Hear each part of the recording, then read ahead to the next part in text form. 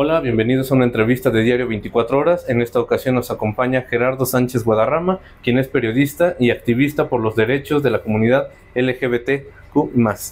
Gerardo. Gracias. ¿Cómo estás, Ángel? Muy bien, bienvenido. Un gusto estar acá con ustedes, con el público de 24 horas y a la orden.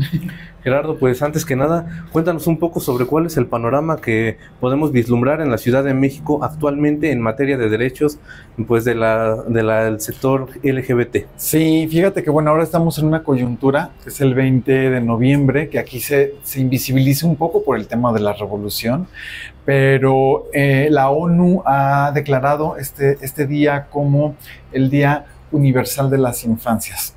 En resumen, hace medio siglo, poco más de medio siglo, fue cuando se hizo la Declaración de los Derechos de las Infancias, y en esta coyuntura es por la cual se conmemora este día. Hay un llamado urgente, hay crisis de respeto a diversidad en el interior de las escuelas. La UNESCO ha dicho que las infancias pues padecen un terrible, yo le llamaría enfermedad, que es el bullying, y el bullying homofóbico y transfóbico, que además de también hay otro tipo de bullying, por color de piel, por tener el pelo diferente, por tener un acento diferente al español. Te cuento, bueno, recordarás el caso del chiquillo de Querétaro que los compañeritos le prendieron fuego, Ángel, claro, por el hecho de hablar, tener el acento de un pueblo originario. Entonces, de entre toda la gama de problemáticas que las infancias tienen ahora como desafío, una de ellas es la discriminación y el bullying en el entorno escolar. Entonces es este llamado a atenderlo, a capacitar a los profesores y al personal administrativo de las escuelas, que justamente la UNESCO tienen un ejercicio académico y formativo para este público, porque al final del día son la autoridad de las escuelas y los niños van a hacer lo que les digan el profesor y también las personas administrativas que están en el día a día en las escuelas. Y eso es importante reconocerlo porque, pues bueno, los niños, como bien dicen, y las adolescencias son pues esponjitas y aprenden de su entorno. Como bien mencionas, pues tenemos una amplia gama, desafortunadamente, sí, está complejo y complicado además. De factores que pues derivan en lo que es justamente la discriminación, en el bullying. Sí. En este caso, pues, háblanos un poco sobre qué papel juega justamente el que sean integrantes de la comunidad LGBT frente a los otros factores. Es una pregunta que haces que es genial, porque eso en términos de reconocimiento de derechos humanos se le llama interseccionalidad. Es decir, si tienes o si eres parte de una población vulnerable, entonces per se ya las infancias tienen ahí como sus asegúnes.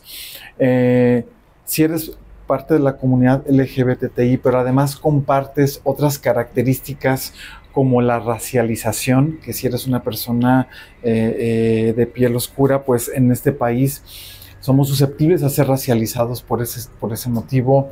Si también eres mujer, o si tienes un cuerpo no acorde al establishment del marketing, ¿no? Entonces, todos estos factores que son motivo por la cual una infancia ve mermado su proceso de desarrollo creativo, intelectual, son factores de la discriminación que pueden ocurrir y hay que pararlos.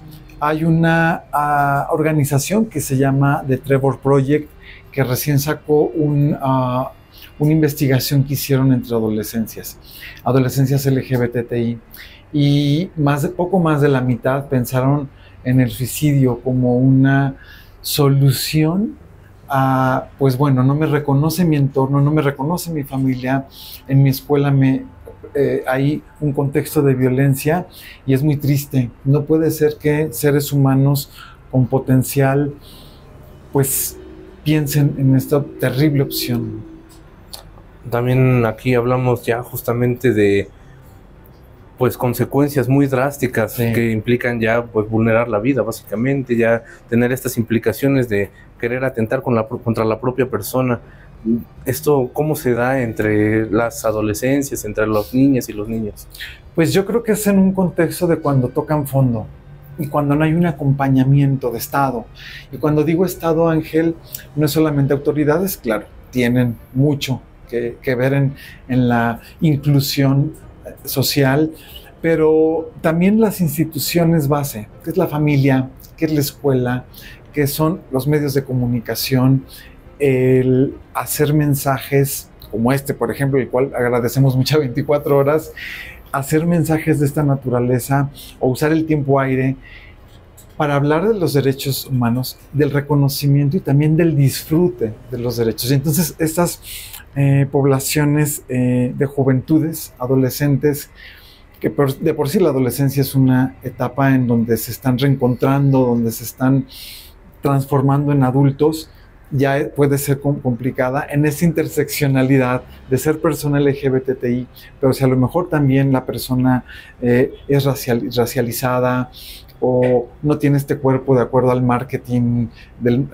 al establishment del marketing, estos cuerpos estilizados, pieles blancas, etcétera, pues es difícil que tengan que puedan tener una paz. Entonces tocan fondo, no hay un contexto y un entorno que los arrope, un poco por eso también este llamado de la UNESCO y de hacer estas herramientas didácticas para profesores y para personal administrativo es justo eso, tener herramientas para irnos acuerpando.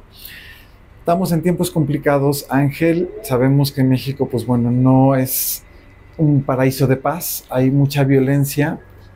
En algún momento hablaba con un criminólogo y me hablaba de que eventualmente somos sociedades hibristofílicas, que la hibristofilia tiene que ver con esta adoración al crimen o adoración al delito. Entonces se conjugan la falta de capacitación en derechos humanos, pero por otro lado están los medios de comunicación o las redes sociales bombardeando con información que apologizan los delitos, y estamos en un contexto muy complejo, muy difícil. Y hay que entrarle, hay que hablarlo. Y para eso son los medios de comunicación, para eso es nuestro rol también en este ejercicio de sociedad, para hablarlo y pues marcar un poco la directriz de hacia dónde nos llevan las instituciones, en este caso globales, como la UNESCO, como la ONU. Claro, sin duda, pues hablamos de que sí hay acciones como tal, pues sociales y de Estado, pero aún consideras que hay una gran deuda todavía. No, hay una gran deuda tremenda, tremenda. Tenemos una herramienta como parte de la labor de tu servidor como activista cuando hacemos estos talleres de sensibilización en las escuelas con los profesores o en empresas donde hay un interés por sensibilizar el respeto a la diversidad.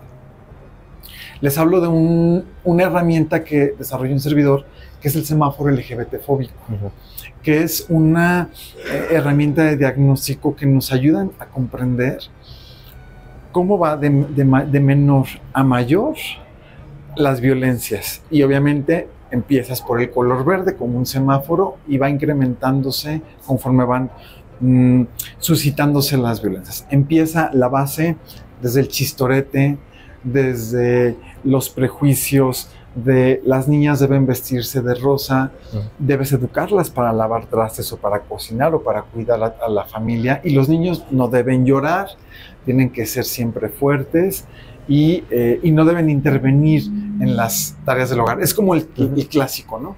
Y entonces a partir de ahí empieza a establecerse un tipo de violencia que es digamos, que no hace o no afecta, digamos, a las personas relativamente directa, ¿no? Porque pues bueno, es un paradigma y un estigma para mujeres y para varones terrible. Y el siguiente nivel que está soportado en esta creencia, pues ya comienza con el chiste homofóbico terrible que se grita, o se gritaba, espero yo, en los estadios de fútbol, con las pintas en los baños, que es muy común, esta apologización a hacerle daño a una persona por tener una orientación sexual diferente a la heteronorma o una expresión de género diferente. Y el siguiente nivel, que obviamente ya está soportado por estas dos anteriores que acabo de comentar, ya entra en el terreno de lo institucional, cuando no atienden a las personas LGBTI en la atención médica, cuando comienza a haber este tipo de persecuciones cuando van a levantar una denuncia, por ejemplo, y el servidor público no les atiende. Entonces ahí hay otro, ya, claro, está empeorando, ¿no? Pero no es todavía tan grave como nos dice el tope. La siguiente corresponde, por ejemplo, a un nivel ya más institucional, donde no hay un marco legislativo, donde hay países que es terrible, donde se penaliza el ser persona homosexual, Medio Oriente, por ejemplo. Hay también aquí en México, hicimos una vez un reportaje, Ángel, sobre la persecución policíaca a la población LGBTI. Y resulta que hay un artículo en los bandos de policía municipales, que hay una ley que es, si violan la moral y las buenas costumbres, la policía te puede cargar. Y entonces en pues es muy amplio este concepto de la moral y las buenas costumbres, y además, si los policías no tienen una capacitación en derechos humanos, se hace aquí un verdadero, pues, contexto de violaciones a derechos. Y entonces se ha visto que los policías a las personas LGBTI, amparados en este artículo, pues les persiguen. Y esa es, digamos, una violencia que obviamente, como estamos viendo, pues ha empeorado. Y la última, que es el rojo, la que debería de ponernos los pelos de punta y preocuparnos muchísimo, es cuando se ven involucradas la seguridad física de las personas, cuando la vida misma de las personas LGBTI se ve impactada de manera negativa y comprometida además su vida, porque aquí es cuando nos enfrentamos a este fenómeno que está identificado, que está documentado por organizaciones de la sociedad civil, que tiene que ver con el crimen de odio por LGBTfobia. Y esto es cosa grave, porque pues bueno, ya aquí no hay reversa, no hay para dónde irse. Otro ejemplo de este escenario, pues ya de rojo, es cuando hay atentados. No sé si te acuerdas que hubo por ahí un atentado a un bar en Florida hace como unos 8 o 10 años, una persona que no tuvo esta instrumentación, esta contención de Estado para decirle, no, la violencia no es la opción. Y un poco aquí es decir, Pedro, para que oiga Juan, porque algo similar pasa con la racialización que ocurre en Estados Unidos hacia personas latinas. Hace como 2 años, en un tiroteo terrible que hubo en Texas, en El Paso, en una escuela, pues el agresor dijo, yo voy por los latinos, y el resultado fue terrible.